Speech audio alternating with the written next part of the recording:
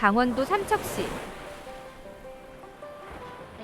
인구 6만의 조용한 바닷가 도시에서 20년 넘게 한 자리를 지켜온 보험 설계사가 있습니다. 안녕하세요. 저는 NH농협생명에서 일하고 있는 김선영입니다.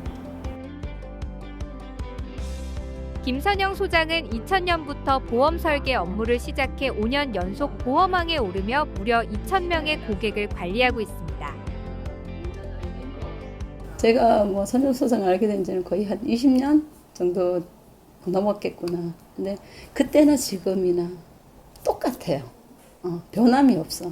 저는 그게 이제 제일 좋은 것 같아요. 네.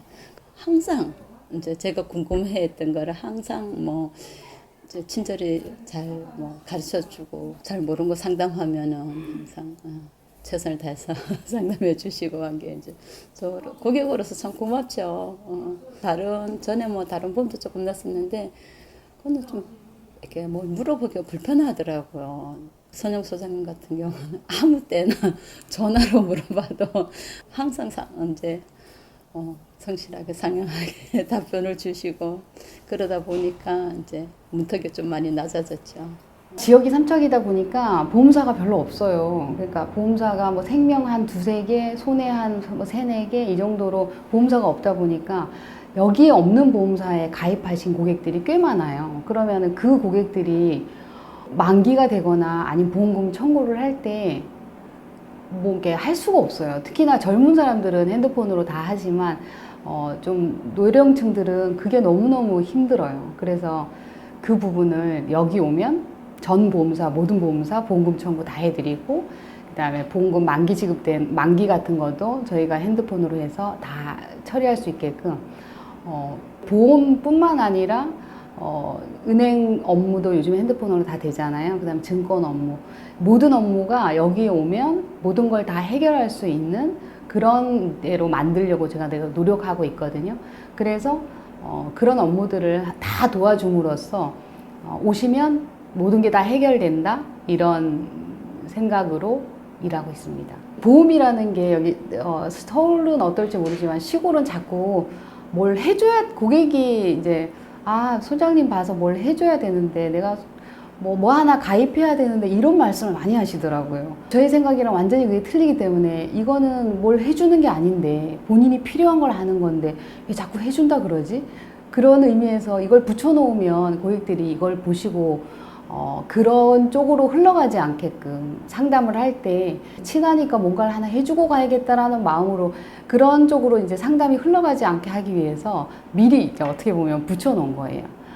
그래서 이제 이렇게 하시지 말고 필요한 걸 하시라 해서 이제 아까 말씀드린 것처럼 진단을 해서 부족한 부분이나 본인이 더 원하는 부분을 추가하는 방식으로 그렇게 이제 많이 상담을 드렸죠. 네.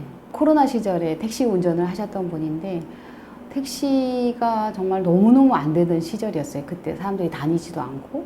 그래서 그분이 한 10만 원 정도의 이제 실비랑 그다음에 주계약이 같이 합쳐져 있는 그런 보험을 가지고 계셨는데 이것도 도저히 나는 못하겠다. 그래서 해지를 하러 오셨어요. 제가 그냥 오랜 동안 일한 생각으로 봤을 때는 택시를 하시는 분이니까 허리도 안 좋으실 거고 또 오랫동안 앉아 계시는 분들이 혈관 질환 쪽이 좀 안 좋으신 분들이 많거든요.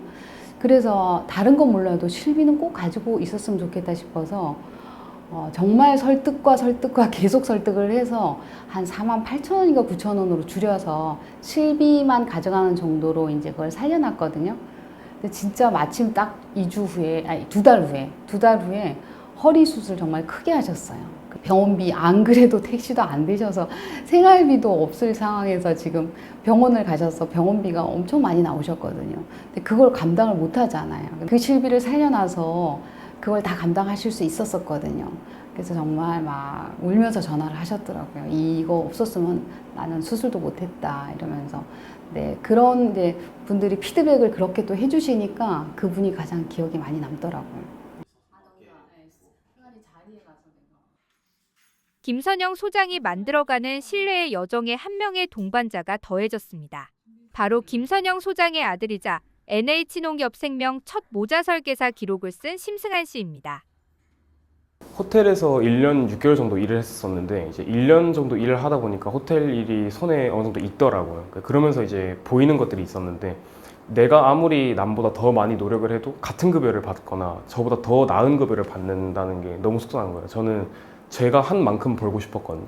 남들보다 더 많이 움직이고 남들보다 더 많이 잔을 닦고 서빙스하고 하는데 같은 급여를 받는 게 너무 속상해서 이제 그때쯤에 이제 또 어머니도 저한테 이런 일이 있는데 어떻게 생각하냐라고 이제 계속 귀띔을 해주셨었고 그래서 이제 얼른 접고 올라오게 됐습니다. 호텔에서 일하면서 이런 얘기를 하더라고요. 엄마, 나는 정말 다른 사람보다 몇 배로 더 열심히 해. 진짜 다른 사람 놀 때 본인은 더 일하고 그런데 월급은 똑같이 받아.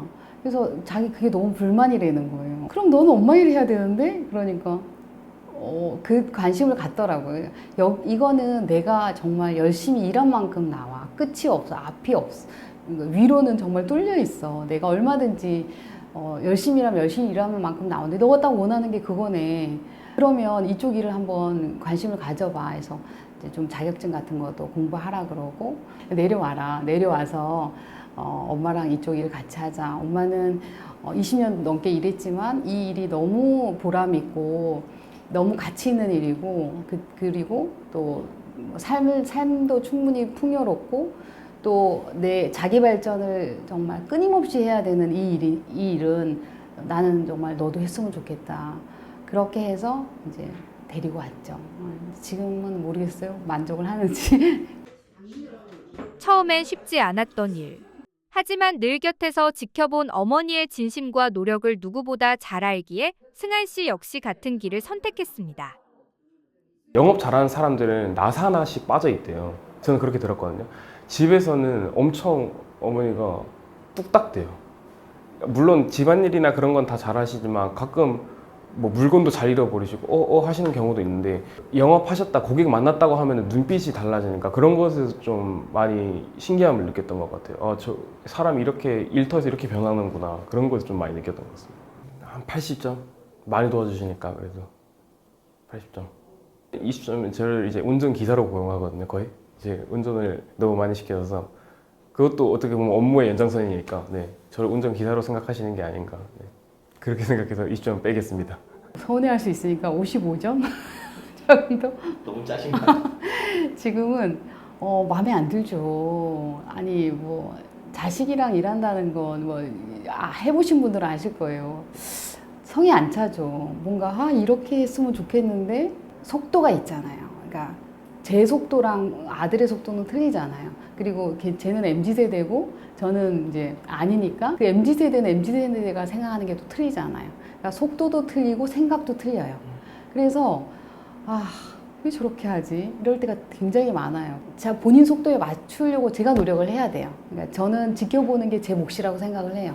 지켜보고 다독거려주고 또 이제 천천히 가더라도 끈을 놓지 않게끔 하는 게 제 어떻게 보면 목표이기도 해요. 예. 저는 어려서 뭔가 다양하게 다 이것저것 다 해보고 싶어요. 정형화된 어떤 것이 아니라 이것도 해보고 저것도 해보고 하고 싶은데 어머니는 약간 정답을 알고 계시니까 그 길로 많이 인도하려 하시는 것 같아요. 저는 틀리더라도 부딪혀보고 싶거든요. 그러면서 또 경험한다 생각하고 물론 그것도 응원해 주시지만 그래도 그런 것에서 의견 차이가 좀 있는 것 같아요. 단기간에 뭔가를 이루려고 하지 마라. 그냥 한 단계 한 단계 밟아서 가라.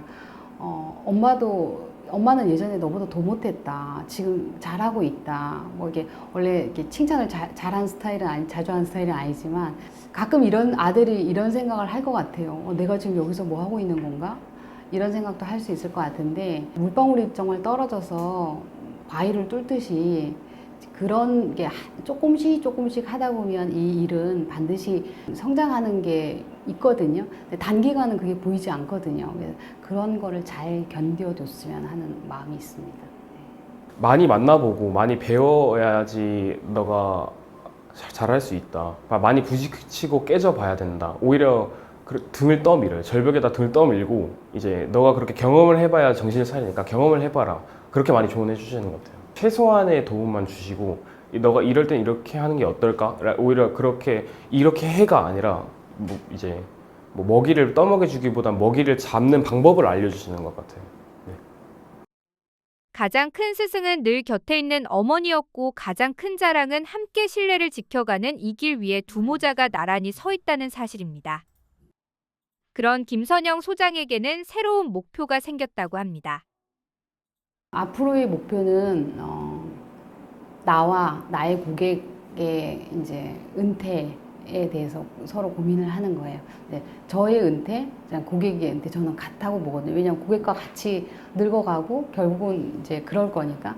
그래서 요즘에는 이제 고객들 오시면 언제 어디서 누구와 어떻게 노후를 보낼 것인가에 대해서 이제 얘기를 많이 해요. 그게 재무적인 부분보다 어쩌면 비재무적인 부분이 더 많거든요. 근데 그렇게 얘기를 해서 그거에 맞게끔 은퇴 설계는 재무적인 거는 뒤에 따라가는 거죠. 어디 시골에다가 집을 짓고 뭐 전후생활을 하고 싶어 라든가 보통 모든 고객들이 은퇴 생각이 다 틀리거든요. 근데 거기에 맞게 이제 은퇴 설계, 재무 설계를 도와드리는 게 지금은 제가 가장 많이 하고 있는 일 중에 하나고, 또 하나는 목표라면 저희 아들이 또 잘 이제 성장을 해서 그 성장하는 거를 좀 제가 이제 좀 편안한 마음으로 서두르지 않고 이제 지켜보는 것조차 이제 저한테는 또 다른 목표가 됐어요.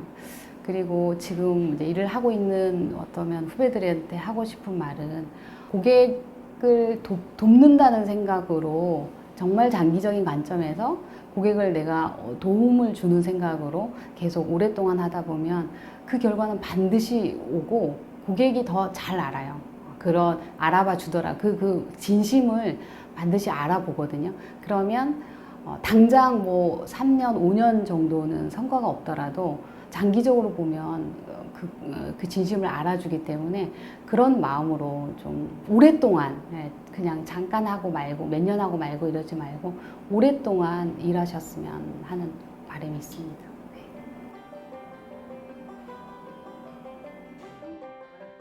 김선영의 사명서. 나의 사명은 고객의 행복을 위해 노력하는 것이다. 내가 하는 일은 남들보다 먼저 깨닫고 앞으로 발생할 일들을 대비하고 새로운 삶을 시작할 수 있는 작은 씨앗을 뿌릴 수 있도록 도움을 주는 것이다.